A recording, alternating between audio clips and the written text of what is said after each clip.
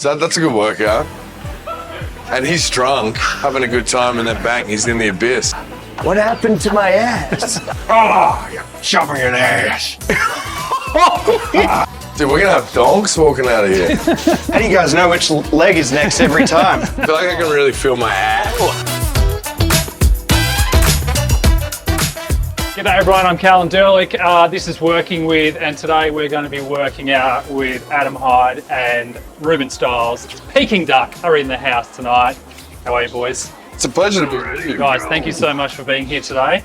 Yeah, thank you. How is the working out regularly at the moment? Are you sort of on a bit of a fitness journey? It's hard, we tour a lot. It's funny, at this age, with the amount of touring we're doing, if we're not exercising regularly, we're screwed. Yeah, it's Yeah, true. okay. And it's also mentally, I think both Rubes and I have realized, like, you can get so much more done more efficiently. Yeah. The quality of your substance is better if your head's clear. Yeah. A fast track to clearing your head is obviously moving your body. At least I've found that. Like, nothing else clears my head like that. Also, if you've had a few beers on the weekend, you've got to sweat it out ASAP. Yeah. Yeah, Get clean again. absolutely. And I was Get going to clean say, again to get dirty again to get To then get dirty again. Yeah. Together. In a line? Oh, yeah. Or Doing in a it together. semicircle. yeah, I do this. You do this? Oh, can Yeah. I do this? Oh yeah, good, yeah. Yeah, namaste. Oh, I'm going to try this one now. Oh, it feels better. Yeah, it's I only feel like I because can really feel my ass. Oh, there's a pole on my ass. Oh, yeah. Oopsie. That's butt stuff. I'm gonna move forward a bit. Push through your heels, Like right? 100. And then squeeze your ass cheeks at the top. yeah, that's it. Oh, yeah. Like you're pushing your pelvis out, maybe. I could be wrong. 19. Oh, 20. wow. Yeah, so you guys are pretty physical on stage. You did sort of mention you do need to work out, right? Yes. Because how old are you guys now? Yeah, actually, and that's another point. 33. To get through an hour and a half of dancing on stage and sweating on stage, if you don't have the fitness, Yeah. you start fading real bad at Mate, the end. there's no way I'm Yeah. dancing for an hour. You're fucking dreaming. Like, Yeah, like, we give it a solid crack when we're up there. Like, we used to just headbang a lot and we'd get quite drunk before we went on. Now, yeah. we still keep that, because if you give energy, you get energy. Yeah. In a show. Yeah. It's like anything. That's right. If you start fading, the crowd fades. quickly starts Yeah. fading. Yeah. You don't want that. Have you had any injuries on stage? Up. Yeah, he fell. Stage. I fall most gigs, and Most gigs, he has a tumble. He jumps up and down and around. the worst one, I'm so glad no one in the world saw, was that I think some supermarket had a Christmas party last year, and oh my God, I had no idea. Like, the stage was really black and there was lights pointed everywhere but the stage. I went flying because, like, and it was as we entered, had the intro track, and everyone were like, "What's up?" Went miles off, hit my head on one of the lights. Anyway, fell like about 1.5 meters It was wild because he fell into darkness. into darkness. Like, that's the bad part, is the lights are on the stage and around. So you're blinded Yeah, you can't sometimes. see. So You can't if you're see. falling, it's even more terrifying because you're falling into the abyss. And he's drunk, having a good time, and then bang, he's in the abyss. You know- And then he's got to get out of the abyss and jump on stage and go, "Get your hands up!" It's quite a tormenting experience. Was there sort of like was there a moment at all where you were like, that's it, I'm done? Or Oh, I was just so stoked no one saw it. He was lying in the abyss. I just No. stayed there for a minute and thought, Adam's got this. I'm just gonna. Kid Cudi had a very embarrassing one recently. yeah. I feel like that kind of ruined his career a bit. It was What that happened? embarrassing. He just fell off the stage in a very bad way. I think he kind of was about to crowd surf and then slipped and then and the fall just kind of killed his coolness, just like that. I feel like I'm in the music video for this song. You know what I mean? Yeah. So that's a good workout. Everything's very dance related, isn't it? Just three men doing This is manly shit. hectic. Nothing wrong with this on a fucking Wednesday morn. This is so hectic. You got it, Reuben. You got it. You're a strong boy, Reuben. I've seen you, dude.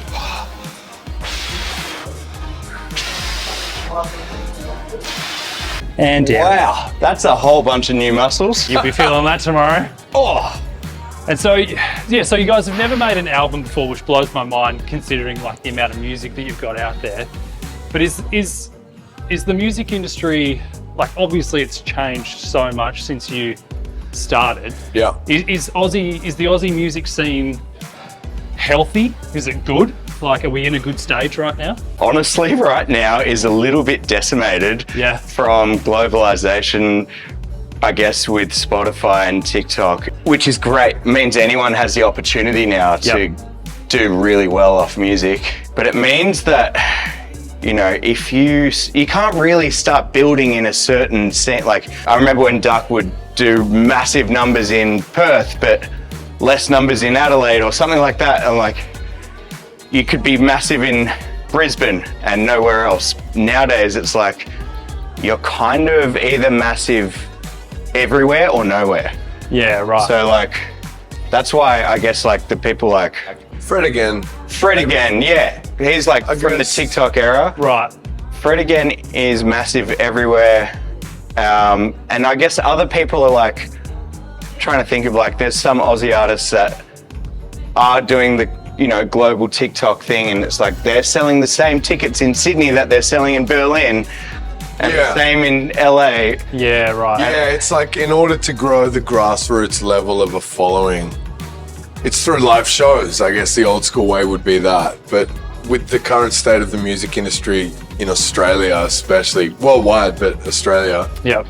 you know, it's fucking hard. Look at music festivals shutting down left, right, Yeah. Center. Spill Milk just shut its doors, which is tragic. There was one they had in Perth. They announced it 1 week, and then 9 days later they cancelled it. Yep.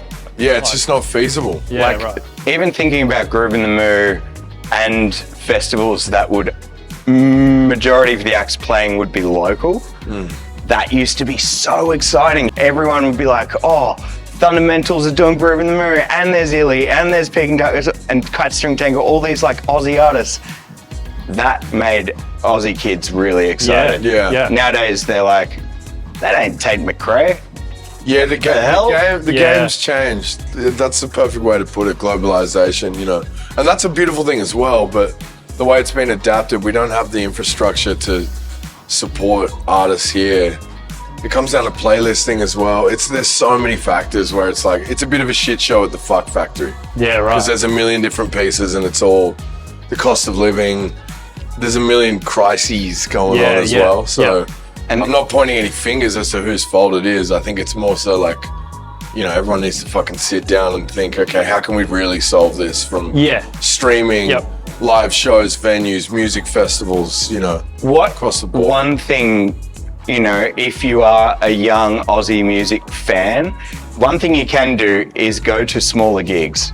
Yeah, okay. Because it's got to start there. Yeah. Because the small gigs used to be so exciting. Yeah. And now there's... And they still are. They're fucking great. they're the best. sick. You go to a small room, Yeah. like the Lansdowne around the corner, Yeah. you go there and you see a fucking rock band play for you. Yeah. Your jaw will hit the floor because it's sick. There's nothing like an intimate show. Yeah. And that will never, you know, change. Yeah. The magic of a live show, especially in an intimate setting, will always be that fascinating. That's like in us, you know, that's Yeah. primal shit. I saw this thing, I think it was actually on TikTok, I think it was Ben Lee was talking about the scale of an artist in Australia, and he was saying like when he was at his peak, they were saying to him, you can only play like 6 shows a year because you're so big, you can go do the arena in Perth, Melbourne, Sydney, you know, wherever. Whereas he was like, nah, fuck that, I'm going to play all the little gigs. Yeah. Does it get to that point where you sort of like, there's a point where you can't go out every weekend and play? Yeah, I mean, overexposure is definitely a thing. There's only so many mouths to feed, so to speak, in Australia as far as the appetite for gigs. But Aussies are fucking great because they're down for it. You know, the problem is those places aren't. The appetite's changed for sure, but we're lucky. We're lucky. The crazy thing about Australia is the talent that comes from here is fucking next level. It's undeniable. Yeah. If you look at the offerings that we've given the world, AC/DC is a great fucking example. Tame Impala, Flume, you know, the list goes on. Yeah. It's huge. I think people also don't want to spend as much post-COVID, and they don't want to be out as much post-COVID. Yeah. And I think like for an 18-year-old that grew up, who was 18 and 19 and 20 during the pandemic, they're not used to just spending every cent every week on going out and seeing live music. So it's been a huge culture shift. Yeah. And I think, you know, Get back outside. people Yeah. seem willing to part with, you know, whatever the cost is for a ticket if it's like a big ticket item. It's just sad for young artists. There's so many talented, upcoming, they don't have to be young per se, but fresh artists Yeah. that have so much to give that can't be heard through the fucking mist of it all. Yeah, so much out And there. I mean, that's something that I can't see a solution for at all. But Even thinking of like electronic music, the scene in Sydney. It was Well, like great. we moved to Sydney so we could be part of this like scene, and there was like Yeah, it was Hyde real and life. James, Alice in Wonderland, Emo, Flume, all these like DJs playing all around the cross, and we just were like, how do we get in there? Yeah. And yeah, it was a sort of scene. It was a physical thing.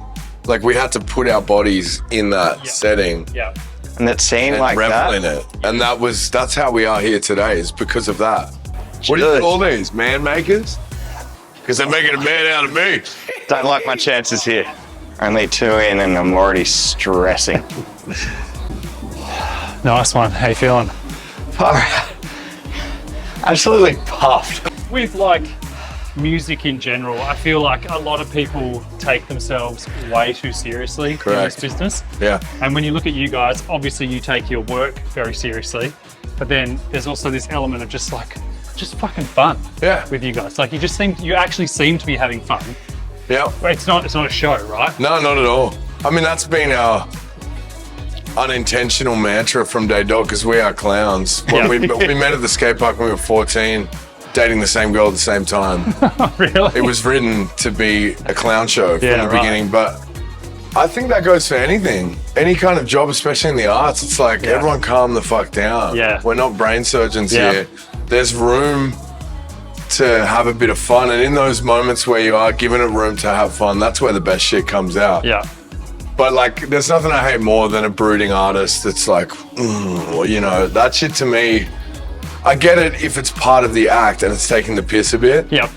But those people that are they've got to be this serious thing. It's like those people that say comedy movies can't be great art. Yep. To me, it resembles that same rhetoric, which I think is utter bullshit. Yeah. Do you know what I mean? It's 100%. like, Yeah. it has to be serious and Yeah. suave. It's like, no. Yeah. I've got to Hey, whatever. put it out there. Adam, since I was 15, since meeting him, has always instilled, and he's never changed, this mantra of like, any opportunity you have to make someone's day a tiny bit better, just do it. Yeah, Why not? yeah. Yeah. And so I've always lived by that sort love of that. ethos. That's sick. And you bloody invented it. It's like one of those things, every single interaction, whether it's like you're just buying some ham at the deli or like whatever it is, Yeah. you've got a 3-second window to make their day just like 0.01% better. Could just be like by saying, how's your day been? Like simple little things, or just giving a smile or having a laugh. Yeah. Like always, Adsy's the godfather of that one. It's I think I learned a lot of it from Pat as well, our photographer that travels with us. Right. I noticed when we were on tour, I think we were in Canada, he was talking to Quebecois people that love to just speak French. They don't even want to speak English, a lot of them. And they were like, who the fuck is this Aussie cunt? And he was like, yeah, g'day mate, how are you? And anyway, he'd kind of break down the barrier with a lot of people, and I was like, wow, that's pretty interesting. You realize once you break past the barrier with someone that you're having a minor interaction with, you can actually be like, oh, that was a really fruitful, nice conversation. Yeah, It made yeah. me feel better, it made you feel better. Yeah, yeah. So it's all selfish anyway. I was going to say Exactly, it's all selfish. Yeah. No, but I was going to say, like, you find that actually it does help you as well, Yeah. right? Like when you're a nicer person, it's what goes around comes around. Yeah. It also just makes you feel better. Yeah. There's no point in going. Even through though life the sad. Uber ride over here, I was talking with this guy for fucking the whole ride. And I didn't really want to talk, I'm tired. But I was like, he started talking, he's like, what the fuck, man? I want to go for a swim, but it's too windy. And I was like, yeah, dude. How often do you swim? He's like, I try to swim every day, man. And then we started talking, it was like, oh. Yeah. Now, then afterwards, I was like, he's a sick cut. Yeah. You know, that's all it takes. Did it come from anyone? Did you guys have like a mentor coming up through music? Like, did you have a music mentor? Or did you have like a person that told you how to sort of act in terms of that way? I mean, Addie was doing this before we started music, and then I immediately was like, that's how to live, that's how to have a good time. And I kind of like, before we met, like, was a big fan of like just always like just having fun and interacting with anyone and everyone I could see. And I think it just sort of was solidified when we met. And then I guess like mentor-wise, musically we've had mentors. Yeah. But I think like thinking like the type of mentor you're talking about, a lot of it's been each other. Yeah. Nice. Because we're a duo, yeah. I was going to say the same thing. It's funny. It's been a fucking weird ride and a wonderful ride. Yeah. But very weird in the sense that we were both young kids. It still feels like we're 14 at the skate park to me. Yeah. And somehow we're kind of put on these stages and put in these positions.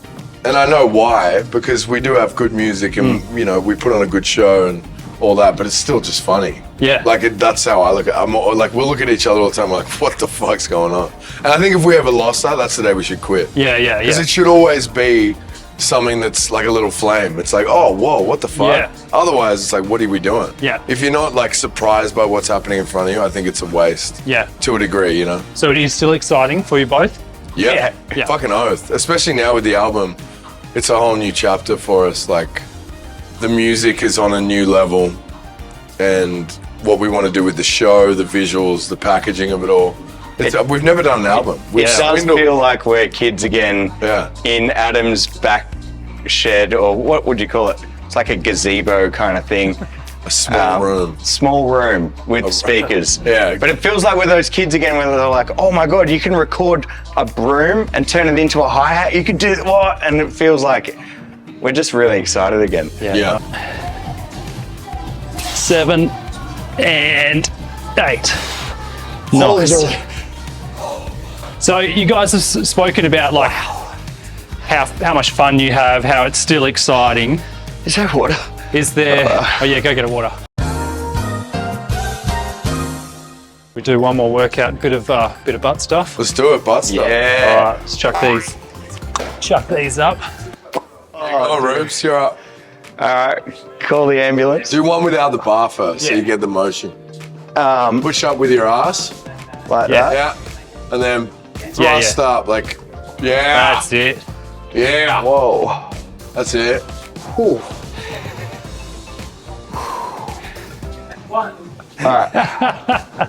Get yourself comfy. Yeah. Okay. You got this shit. Oh, Jesus, this one's crazy. You feel it in your ass? Whoa, yep. Yeah, we're like right in there. Right up and in there. One more.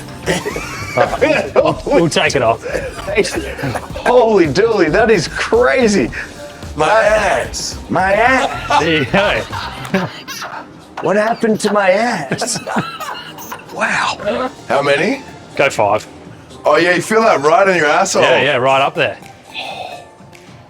Yeah. He's killing it.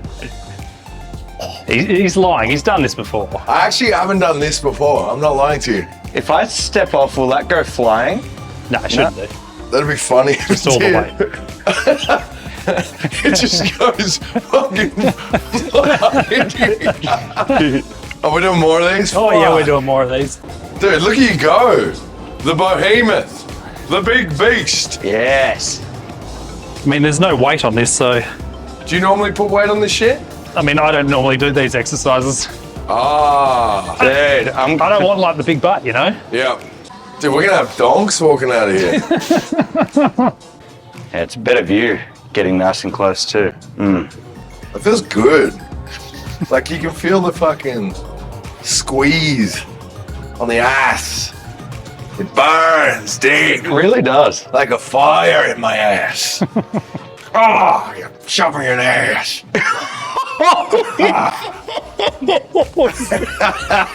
Such a good training partner. Yeah. I'm a writer, right? So I've written a couple of movies. I'm not saying this just to brag or anything, but when I tell people that I'm a writer, straight away they're like, oh, I've got the best idea for a movie. I've got the best idea for a script, blah, blah, blah. Do you guys get pitched music all the time? Do people come up to you and go, oh, I've got the sickest song idea. I've got the best lyrics. It's funny, I get pitched movie ideas. Yeah. I'm not a writer. I feel like we came up with a good scene for a movie. Just Reuben does it to you right now. Funny you say that. I was kind of hoping, but no, song ideas. I think it's different with music because I think there's the performance quality to it in the moment, right? Like we've been approached by singers. Yeah, okay. But very rarely would a singer come up. It's not like a lot of rappers would do that when they'd be like, hey, I got bars for you. This hasn't happened to us, but it happens with other rappers to get a cosign. Boom, then they spit some bars on the spot. Yeah, okay. Rap is a different medium in that sense. It'd be very rare to get a singer to come up and they go, because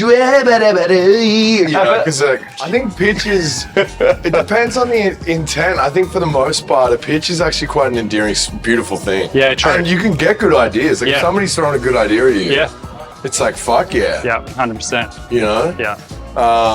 But a lot of the time it's like, I think the last thing you'd want to hear, especially from a stranger, is an in-depth pitch about what you should do with your 100%. Because it's like, I fucking spend all day tearing my hair out over this. Yeah.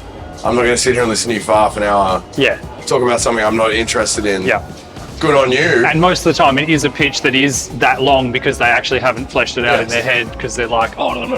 And then you can do this, and then you can do this. Like, you haven't thought about this anywhere near as much as I think about my stuff. Exactly. But anyway, I asked this because I actually have a song idea. I have a song idea. Yeah. Great. I love where this is going. It came to me. It just, okay, you got to picture this, right? It's a summer banger, as they say. Summer banger. I picked my son up from school. It was the end of school, so summer in Australia, end of school. And I was like, mate, what did you do today? And he was like, oh, it's the end of school, so we had a party. We had a pool party. Yeah. And he's like, oh, I was like, what'd you do at the pool party? He's like, oh, we had, we swam in the pool, we had pizza and stuff like that. So I turned around to him and I was like, it's a school party, it's a school pool party, it's a school pool pizza party. Come on, everybody, it's time to party. That's sick. That's my lyrics. It's a cool party, it's a school party, it's a school party, it's a pizza party. Yeah. And then a Dom Dollar beat underneath, #1 hit record. Yours. It's yours, guys. Take it. Call Dom. Yeah. I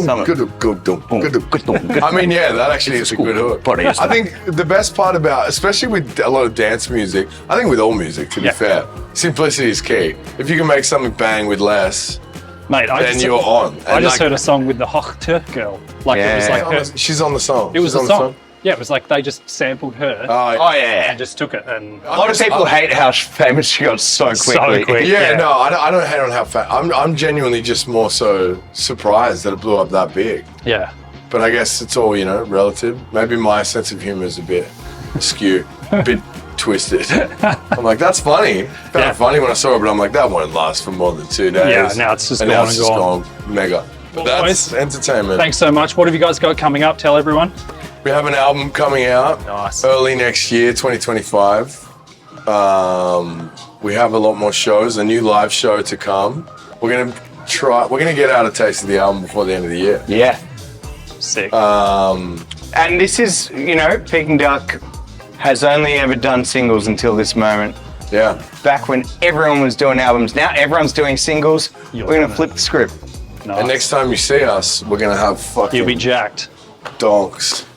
Thank you, boys. Thank you for having really us. appreciate your time. Thank Appreciate you. it a lot. Thank you very much. Hell Great yeah. chatting. Yeah, Awesome. cheers. Thanks very much.